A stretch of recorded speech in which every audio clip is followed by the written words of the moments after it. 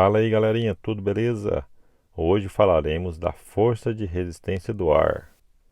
Você já viu aqueles cachorros andando ali com a cabeça para fora do carro e eles estão ali felizes com aquele vento no rosto? Olha só a cara de felicidade desse aqui, ó.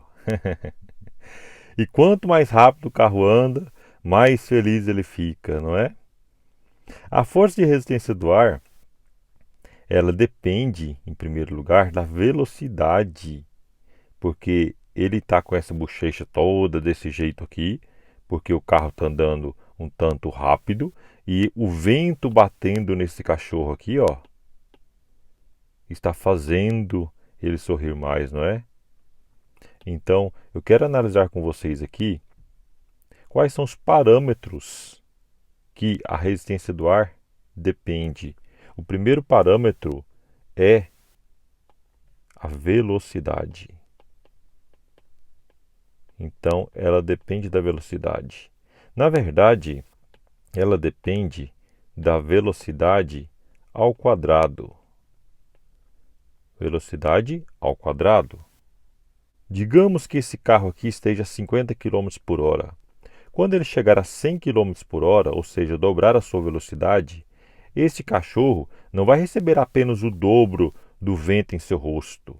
Ele vai receber 4 vezes mais, porque depende da velocidade ao quadrado. E em segundo lugar, nós vemos que a resistência do ar depende da área.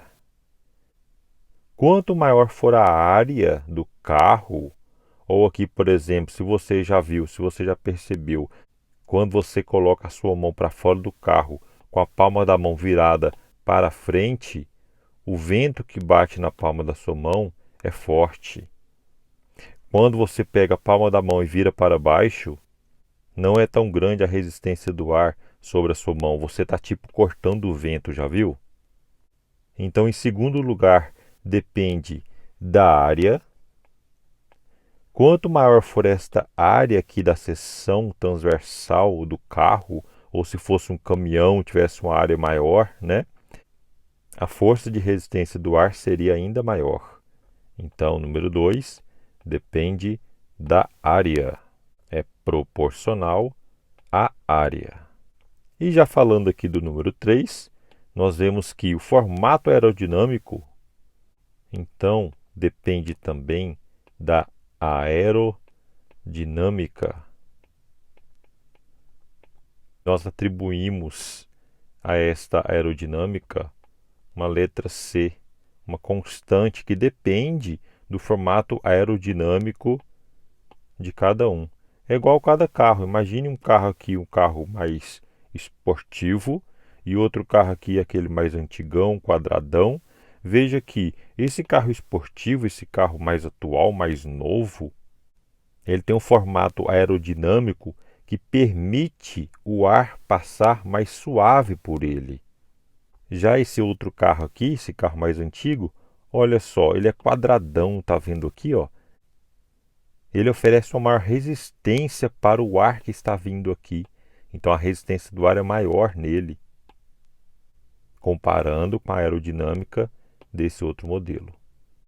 Atualmente são realizados testes nos carros, nos túneis de vento. Antigamente não precisava, que os carros não corriam tanto, né? Mas hoje são realizados testes nos túneis de vento, fazendo com que o ar deslize sobre o carro nesse modelo mais aerodinâmico. E essa foi a terceira variável que depende da resistência do ar. A quarta e última variável, que veremos agora, está relacionado com isso aqui que eu comecei a falar. Veja, depende do meio em que o objeto se encontra, se é no ar ou se é na água. Por exemplo, aqui o peixe, aqui o barco. Esse barco andando na água, a água oferece uma certa resistência para ele andar, para ele passar.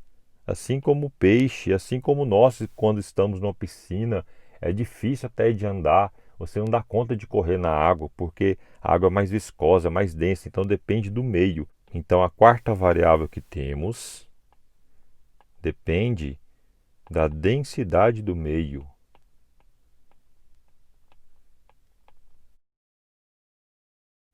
Então também é proporcional à densidade. Nesse caso estamos falando da resistência do ar, então é a densidade do ar. Então a força de resistência do ar depende de 4 parâmetros. Ela é proporcional a C, a D, a A e a V ao quadrado.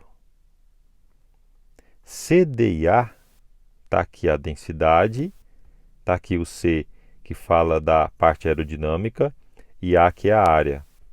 O C, o D e o A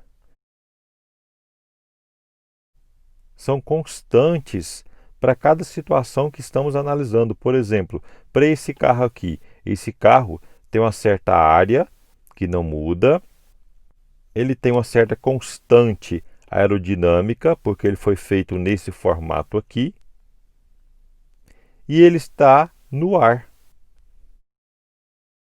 Então a resistência do ar depende da densidade do ar. Então essas 3 grandezas aqui, elas são constantes. Nós podemos trocá-las por uma só constante, uma constante chamada K. K é o coeficiente de arraste. E aí nós trocamos essas 3 pela constante K, que é o coeficiente de arraste, multiplicando pela velocidade ao quadrado, nós temos a resistência do ar. Podemos analisar o caso do salto em paraquedas antes, durante e depois do paraquedista abrir o paraquedas. Vamos ver um vídeo. Alguma vez você já pensou em saltar de paraquedas de um avião? Quando você saltar, lembre-se do paraquedas e da física que permite você chegar ao solo em segurança. Quando você salta do avião, naqueles instantes iniciais você está caindo em queda livre. Como o modo da velocidade é pequena, a resistência do ar também é pequena. Mas depois que a velocidade aumenta, a intensidade da resistência do ar também aumenta e a aceleração vai diminuindo. Durante esta fase, o movimento é retilíneo acelerado. Quando a intensidade da resistência do ar iguala a intensidade da força gravitacional, que é a força peso, você atinge nesse instante a primeira velocidade limite. E até você abrir o paraquedas, a velocidade passa a ser constante e seu movimento é retilíneo uniforme. Depois de você abrir o paraquedas, a resistência do ar aumenta muito e por alguns momentos é maior que a força peso. A aceleração então passa a ser negativa e a velocidade vai diminuindo e o movimento é retilíneo retardado. Como a velocidade diminui, a resistência do ar também diminui, até que a restância das forças seja zero de novo. Assim você chega à segunda velocidade limite e o movimento volta a ser retilíneo uniforme. Por fim, você chega ao solo em segurança. Vimos que neste vídeo construímos um gráfico da velocidade com o passar do tempo do paraquedista até o momento em que ele chega ao solo. Nós vamos na próxima aula analisar cada parte desse gráfico em algumas questões. Trabalharemos melhor sobre esse assunto, tudo bem? Te espero então na aula ao vivo. Até mais! Acabou, pessoal! Essa frase é minha. Sai pra lá, meu chapa! Deixa o astro fazer isso! Acabou!